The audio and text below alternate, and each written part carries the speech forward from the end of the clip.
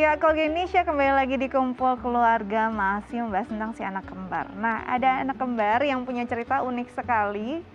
Dia terpisah belasan tahun dan akhirnya bertemu karena sosial media. Kita akan dengar ceritanya seperti apa. Kita akan sapa dulu, ada Mbak Jati, Nadia, Ibu Zahra, dan Nabila.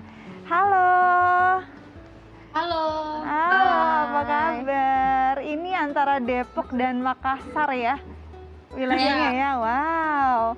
Aku mau nyapa dulu nih, ada Mbak Jati, ada Nadia, ada Nabila dan juga Ibu Zahra. Oke, ini ceritanya setahun kemarin sempat viral juga di sosial media. Boleh nggak sih untuk mengingatkan lagi pemirsa di rumah, cerita kalian sampai bertemu tuh seperti apa? Mungkin Nadia bisa ceritakan? Iya gitu Kak, kita juga nggak nyangka bakal viral gitu kan. Awalnya juga aku yang mengangkat cerita ini ke akun Twitter aku dulu tahun 2020. Karena aku bingung kalau mau nanya ke keluarga, nggak ada yang mau angkat bicara gitu. Jadi aku kayak berusaha buat tuntasin sendiri. Tapi at the same time aku juga nggak berani buat nanya langsung ke Nabila gitu. Masa kayak tiba-tiba, kamu kembaran aku loh, jadi kayak gimana gitu. Jadi makanya aku bikin thread di Twitter cerita kayak aku nemu loh orang yang mirip banget sama aku.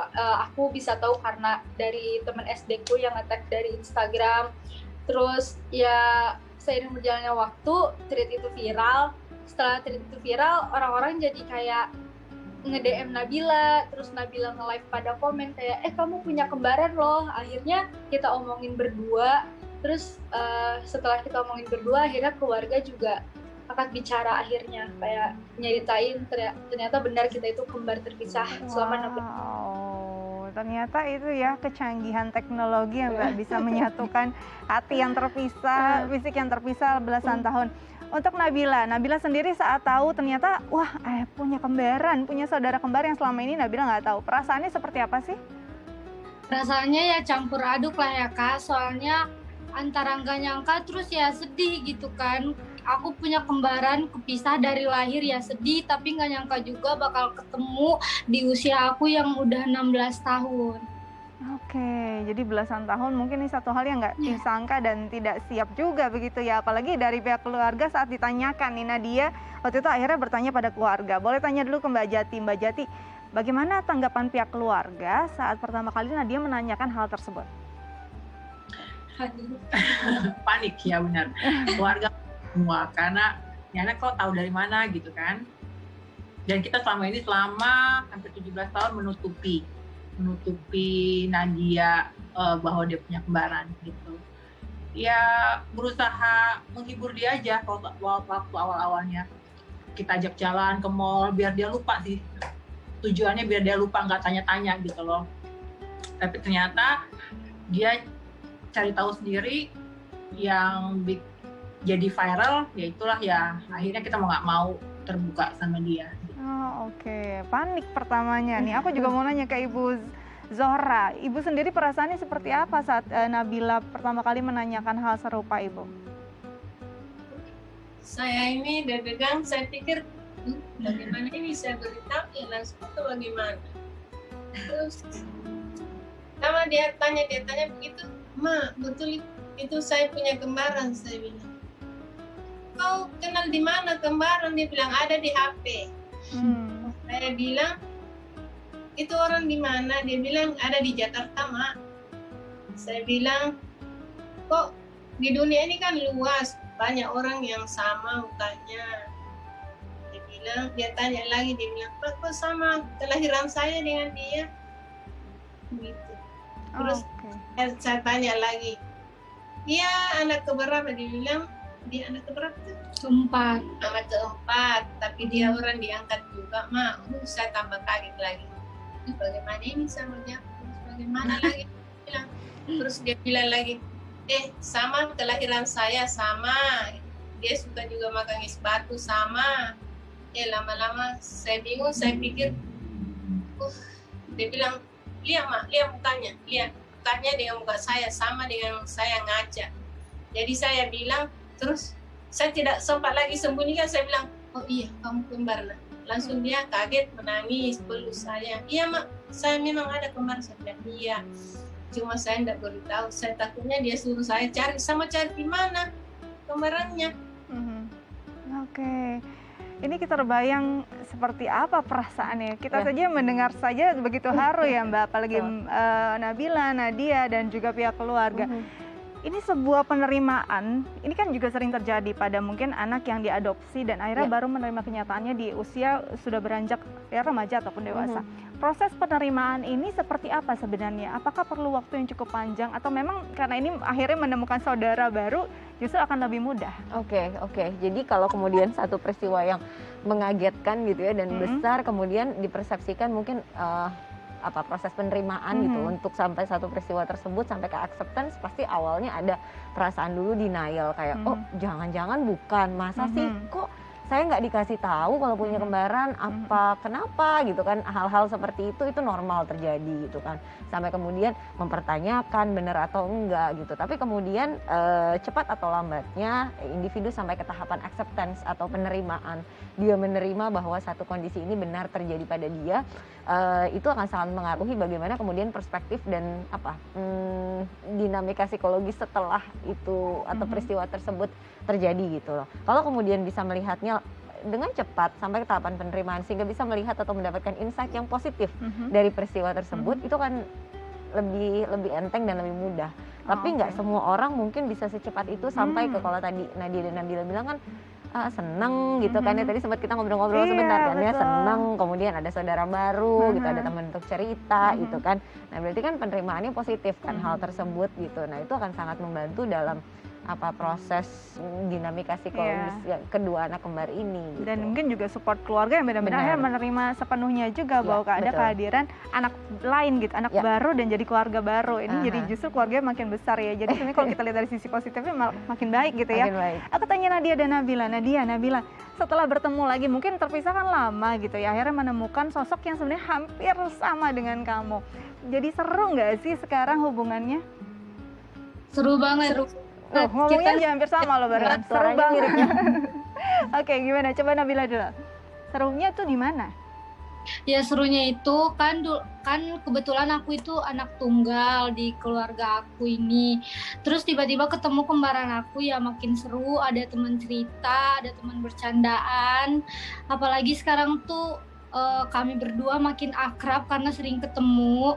Jadi ya aku serasa kayak kamu benar-benar kakak aku yang sering nge-support aku, jadi makin seru aja gitu. Jadi sama seru dia ya sama Nadia. Apalagi tadinya anak tunggal ya kan Nabila ya. Kalau Nadia sendiri, Nadia ini kan kebetulan punya kakak 3 gitu ya di Depok, dan akhirnya punya satu teman lagi, satu saudara lagi. Apa sih yang suka diceritakan? Mungkin kan karena usianya jadi yang sepantar begitu kan, yang suka diceritakan apa?